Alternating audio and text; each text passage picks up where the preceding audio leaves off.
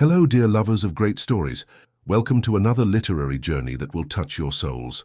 Today we're going to dive into a narrative that teaches us about second chances, about how true love can completely transform our lives. It's the story of Laura, a widow who closed a door on a rainy night, not knowing she was about to open the door of her heart to the greatest love of her life. A story that shows us how sometimes our greatest blessings come disguised as difficult moments. Tell me in the comments, from which city are you watching us? And don't forget to subscribe to the channel and leave that special like for more stories that warm the heart. Year 1847, Montana Territory, small town of Stone Valley. November rain lashed against the boarding house windows like desperate tears from heaven. Laura Sterling adjusted the wool shawl over her shoulders, feeling the cold penetrate through the worn wooden planks. 3 years had passed since life tore Thomas from her arms, 3 years since the last shot echoed in that duel over lands she never wanted to possess. The Sterling boarding house had become her refuge and her prison. Between walls that held memories of laughter and whispers of love, she had built an existence measured in meals served and rooms cleaned, in silences that filled the void left by a beloved voice. The wind howled like a soul in torment when knocks at the door echoed through the room. Laura hesitated, fingers trembling over the rough fabric of her apron. Visitors at this hour, with the storm roaring outside, rarely brought good news. When she opened the door, her eyes met a man soaked to the bone. Water dripped from his hat like a miniature waterfall, and his torn clothes told stories of arduous journeys. But it was his eyes that paralyzed her, deep brown like fertile earth, carrying a sadness she recognized instantly. "I need shelter," he said simply, his hoarse voice cutting through the storm's roar. Laura felt her heart race. Something in that gaze disturbed her, as if he could see through the layers of protection she had built around her own chest. Without a word, she closed the door. From outside, the man's silence was more deafening than the wind's screams. Laura leaned against the door, trembling hands over her racing heart. What was there in those eyes that had frightened her so? What had made her forget all courtesy, all Christian humanity? The night dragged on restlessly. Laura tossed in her bed, haunted by brown eyes that seemed to float in the darkness like lost stars. Outside, the storm gradually calmed, but inside her chest, a new tempest began to form. Who was this man who, with a single glance, had managed to awaken something she believed dead forever?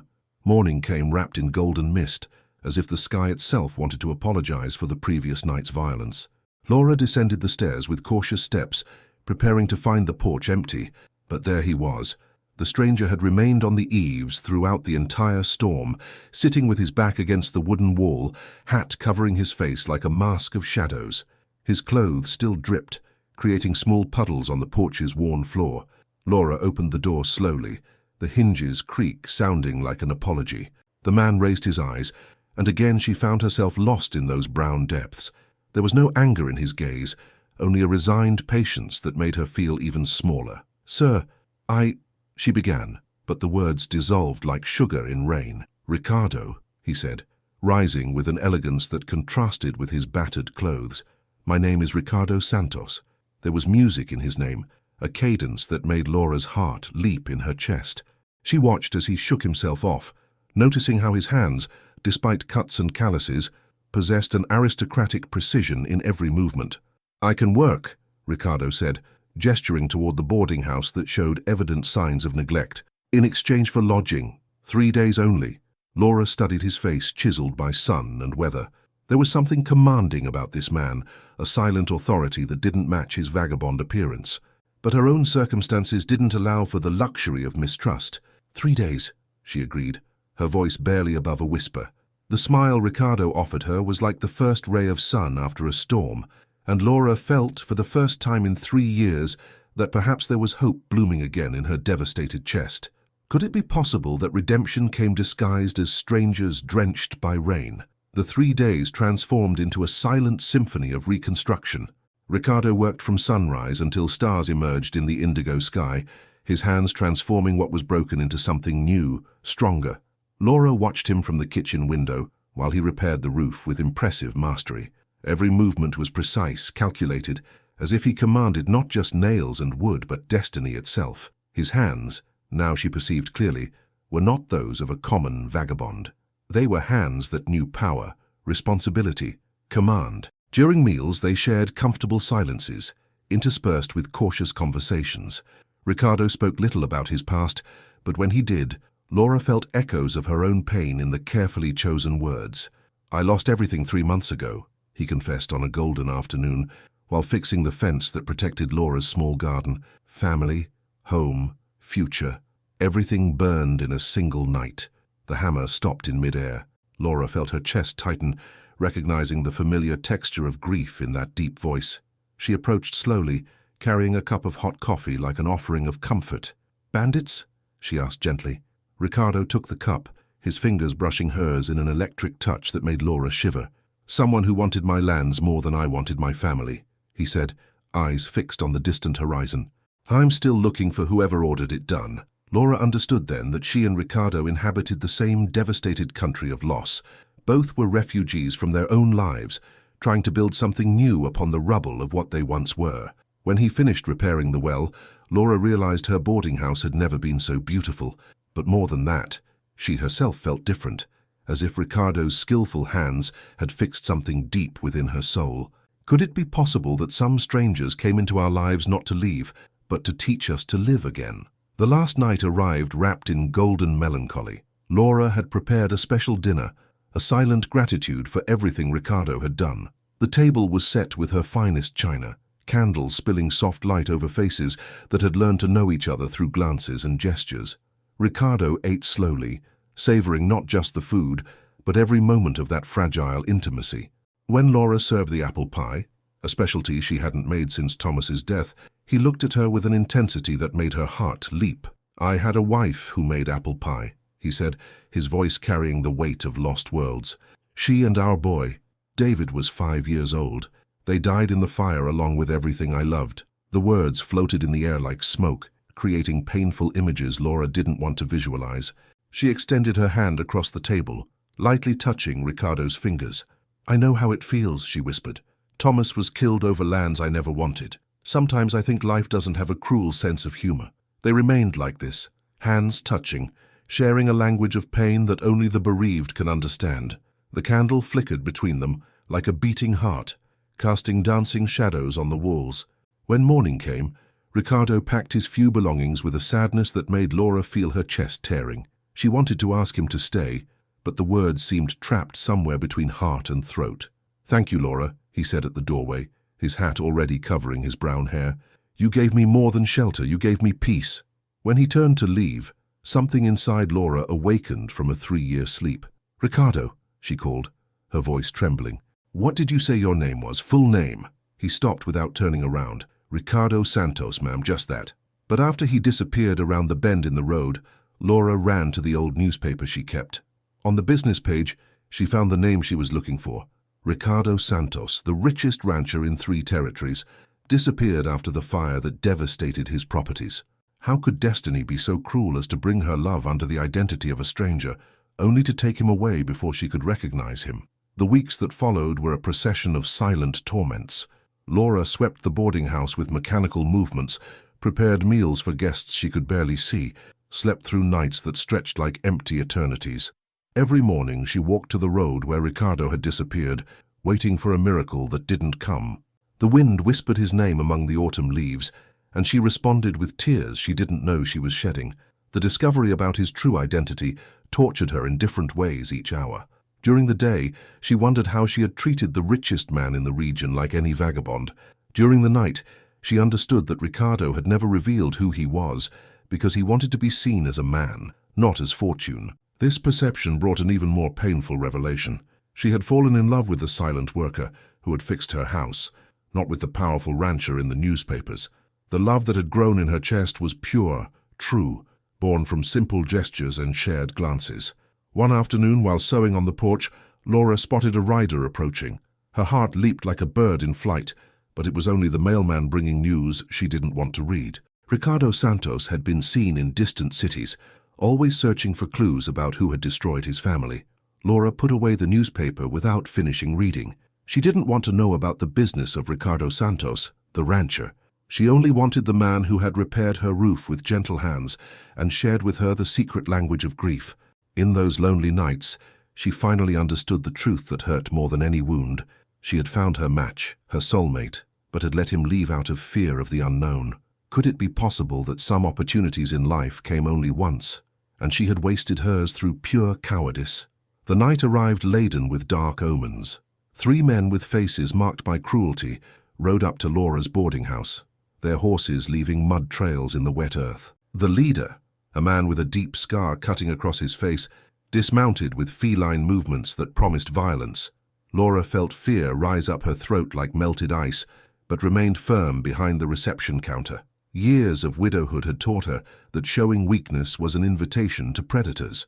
"Mrs. Sterling," said the scarred man, removing his hat in a courtesy that clashed with the threat in his eyes, "we need to talk about your recent associations."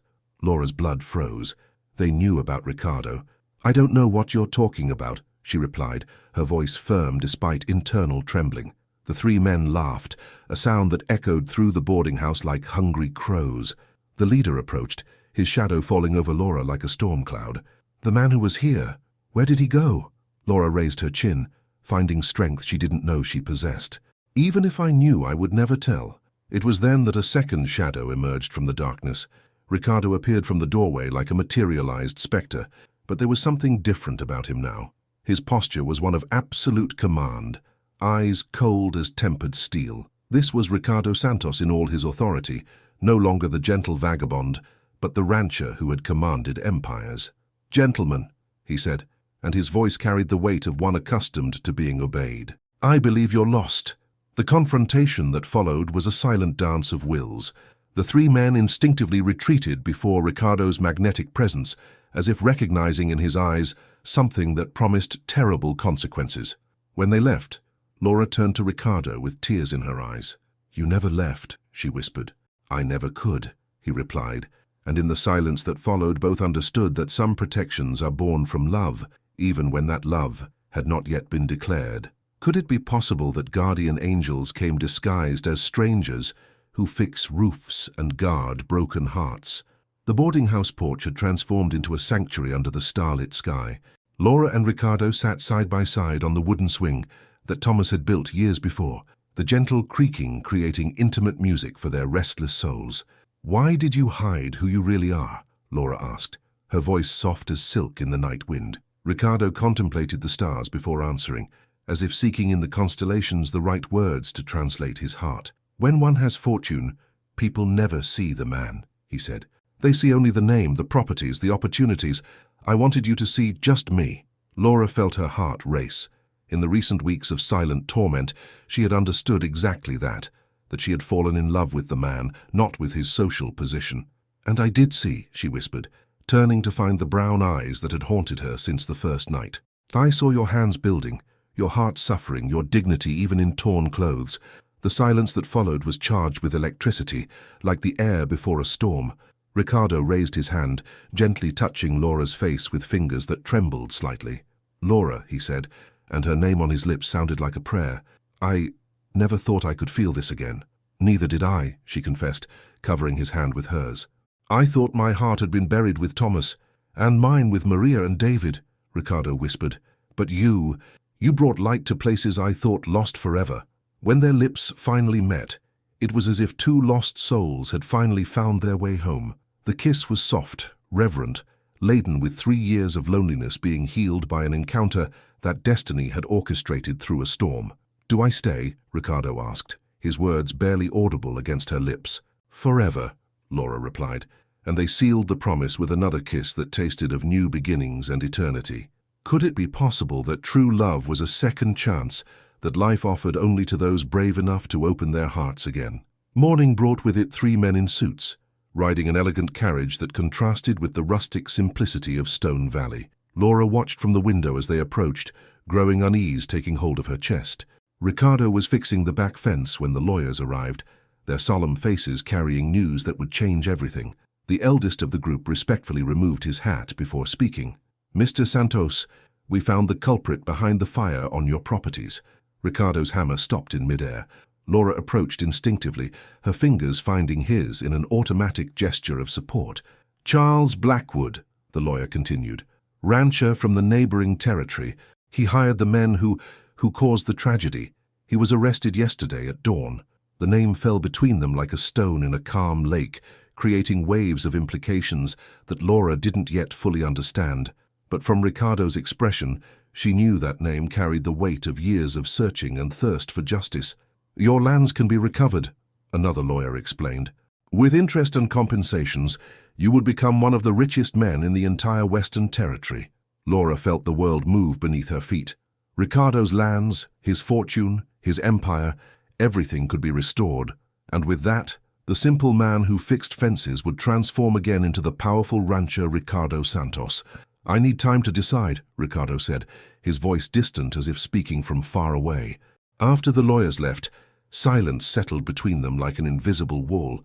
Laura felt she was losing Ricardo again, not to the road this time, but to a world of responsibilities and power to which she could never belong. "What are you going to do?" she asked, fearing the answer.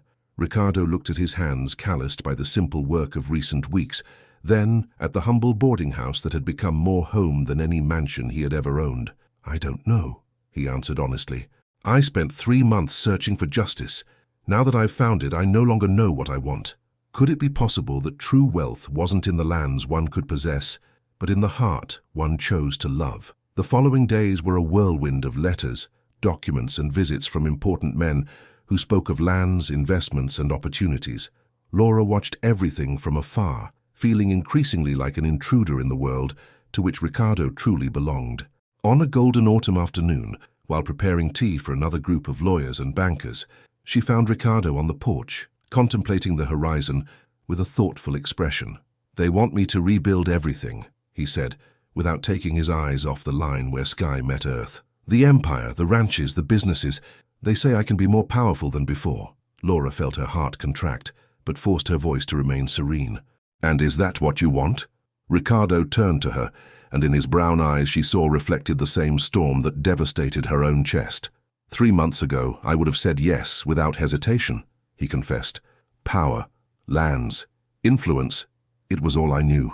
But now," he gestured toward the simple boarding house, toward the small but well-tended garden, toward the modest life they had begun to build together.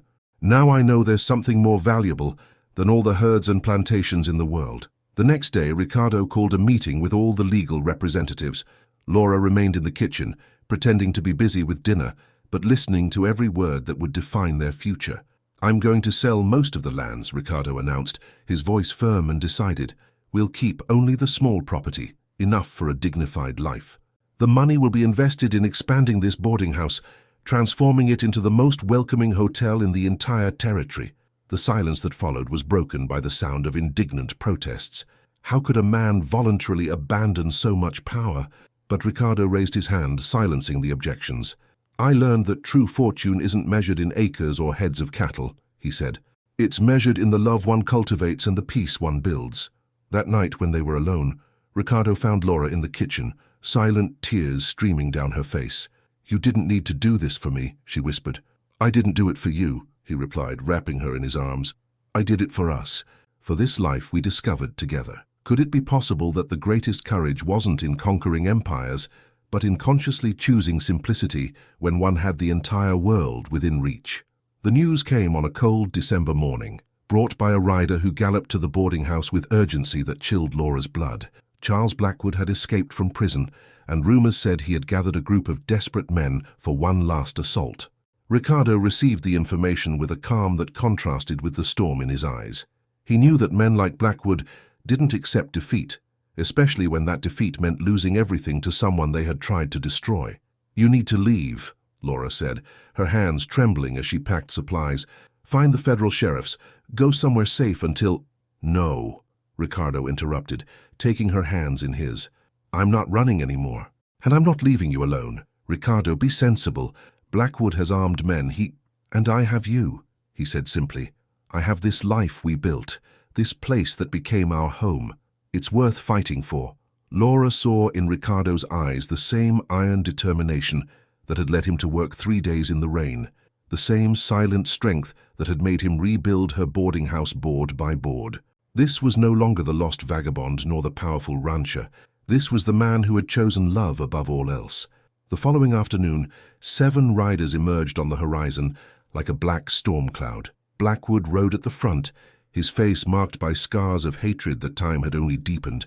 But when they approached the boarding house, they found more than they expected. From all directions, men emerged from the shadows. Ricardo's former employees, neighboring ranchers, town merchants. More than 20 people who had come to offer protection to the man who had always treated everyone with dignity and respect. Blackwood retreated, realizing his thirst for revenge had become a lost cause. Some men can buy loyalty, but Ricardo had earned it through years of honesty and character. "This isn't over, Santos," Blackwood shouted as he spurred his horse in retreat. But everyone knew it was, that it had ended. A week later, Blackwood was recaptured trying to cross the Mexican border, and this time he went to a prison from which he would never emerge. Could it be possible that a man's true strength wasn't in his wealth or power, but in the respect and loyalty he awakened in the hearts of those around him? The spring of 1848 arrived laden with promises and new beginnings. The small church of Stone Valley had never witnessed a wedding so simple and at the same time so grand in emotion. Laura walked down the aisle of worn wood, wearing her mother's wedding dress, simple but radiant with happiness. Ricardo waited for her at the altar, eyes shining with tears he didn't try to hide. When their hands met before the pastor, it was as if two lost halves had finally been completed. For better and for worse, they whispered in unison, and sealed the promise with a kiss they savored as first and last, eternal and renewed each day. The Sterling boarding house had transformed into the Sterling Santos Hotel, a welcoming refuge that attracted travelers not just for its hospitality, but for the atmosphere of genuine peace that Laura and Ricardo had created together. The renovations were done with love and care, each room reflecting the warm personality of the owners. 2 years after the wedding, on a golden May morning, Laura woke Ricardo with news that made his heart nearly explode with joy. "We're expecting a baby," she announced, hands over her still flat belly. Ricardo enveloped her in his arms with reverent tenderness, as if she were made of the most fragile material in the world. That night, they walked through the garden they had planted together, making plans for the future growing inside Laura.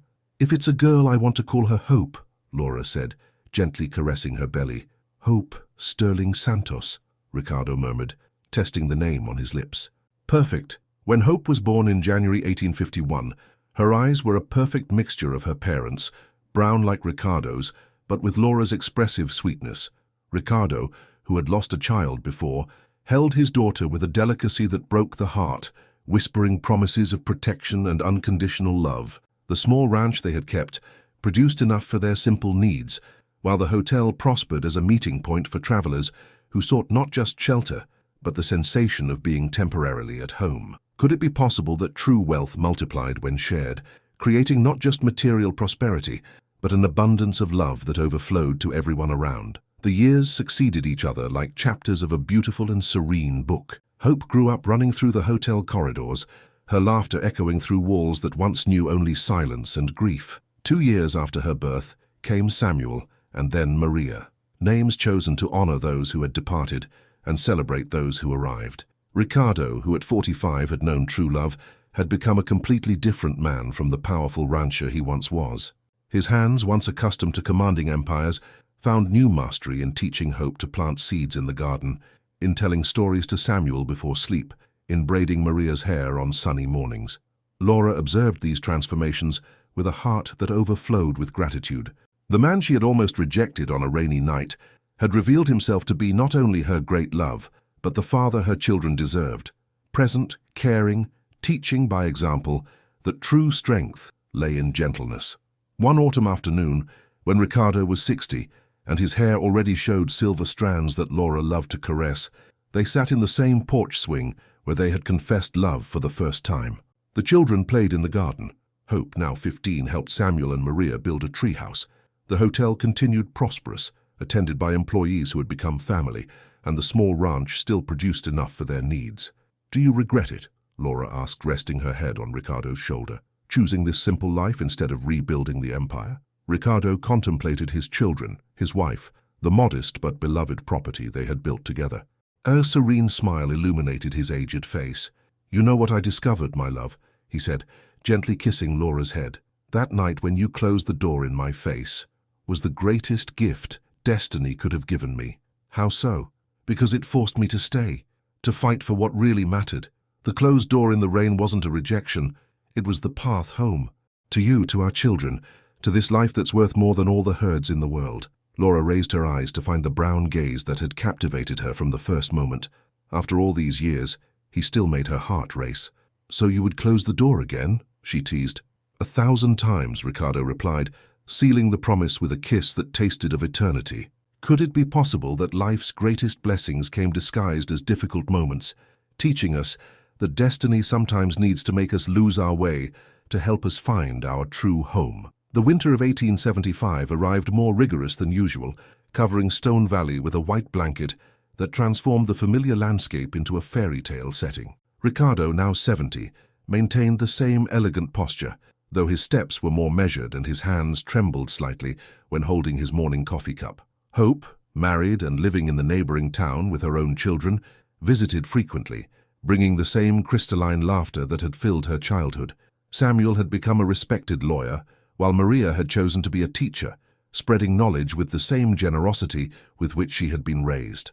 On a particularly cold afternoon, while Laura organized old correspondence in the hotel office, she found a letter she had never seen.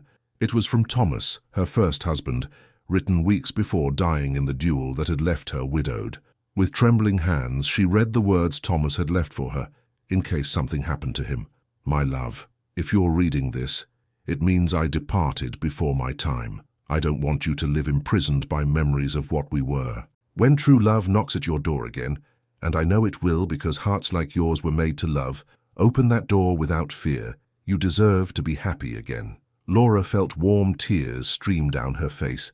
After all these years, Thomas still found a way to bless her happiness, to give her permission to love completely without guilt. Ricardo found her crying and, without questions, enveloped her in his arms with the same tenderness as the first day. "He knew," Laura whispered, showing the letter. "Thomas knew I would find you." Ricardo read the letter in silence, his eyes filling with tears. When he finished, he raised Laura's face with gentle fingers. "And Maria and David knew too," he said, referring to the first wife and son he had lost in the fire. "The night before the fire, Maria told me that if something happened to them, I should find a way to be happy again. That love didn't die with people. It just found new ways to flourish." In that moment, Laura understood the final truth. She and Ricardo hadn't betrayed the memory of those they loved before. They had honored that memory by choosing to love again, proving that the human heart was capable of growing, not just replacing. "We were blessed twice in life," she murmured. "And both times, we knew how to recognize the blessing," Ricardo replied. That night, they remained on the porch swing even in the cold, watching stars that seemed to shine more intensely, as if the universe itself celebrated the understanding that had come to them. Could it be possible that true love wasn't limited by quantity or time, but was an infinite force that grew with each heart that opened to receive it? The spring of 1880 painted Stone Valley with especially vibrant colors, as if nature wanted to celebrate Hope's 40th birthday. The entire family gathered at the Sterling Santos Hotel for the event, and for the first time in decades, all beloved voices echoed simultaneously through the corridors. Ricardo, now 75, observed the celebration leaning against the doorframe of the porch, the same door Laura had closed on that rainy night in 1847. His hair was completely silver, but his brown eyes maintained the same depth that had conquered her in the first glance. Laura approached him, her own graying hair gathered in an elegant bun, her face marked by years but radiant with contentment. At 68, she maintained the serene grace that had always characterized her. "What are you thinking about?" she asked, intertwining her fingers with his. Ricardo smiled, contemplating the garden where grandchildren played under their parents' loving gaze, where employees who had become family shared the kitchen table, where travelers found not just shelter, but genuine welcome. "I was thinking about how curious destiny is," he said. "If you had opened that door on the first night, I would have entered, slept, and left the next morning. Just another traveler passing through your life." Laura reflected on those words, recognizing the profound truth they contained. "But I closed the door," she whispered, "and forced me to stay, to fight for a place in your life," Ricardo completed. "The closed door was what brought me home." They watched Hope helping her small daughter take her first steps in the garden. Samuel discussed animatedly with his brothers-in-law about politics, while Maria taught her nieces to braid flowers. The Sterling Santos Hotel had become more than a business. It was a legacy of love that multiplied through generations. "Do you think they'll understand?" Laura asked, gesturing toward the children and grandchildren. "That sometimes life's best things come when we least expect them, in ways we don't plan." Ricardo enveloped her in his arms, gently kissing her forehead with the same reverence as their first kiss. "They'll learn the way we learned," he said, "by living, making mistakes, daring to love even when it seems impossible." When the sun set on that night of celebration, Ricardo and Laura remained on the porch swing, watching the last stars emerge in the dark sky. Their intertwined hands told the story of 3 decades of companionship, of storms faced together, of joys multiplied by sharing. "If you had to live it all again," Laura whispered, "would you close that door in the rain?" Ricardo contemplated the question she had asked countless times over the years, but this time his answer came laden with all the wisdom that only a well-lived life could offer. "I would close it," he said with absolute certainty, "because it was that closed door that opened the path to all this happiness. It was the rejection that led me to acceptance. It was the no that transformed into the greatest yes of our lives." Laura smiled, resting her head on the shoulder of the man who had been her greatest adventure, her sweetest discovery, her true love, disguised as a stranger, soaked by rain. "Then let it be remembered forever," she murmured, "the night I closed a door and opened my entire life." And while the gentle spring wind caressed their aged faces, Ricardo and Laura understood they had built something greater than a prosperous hotel or a large family. They had built living proof that true love was always a second chance, a new beginning, a door that opened exactly when we thought all were closed forever.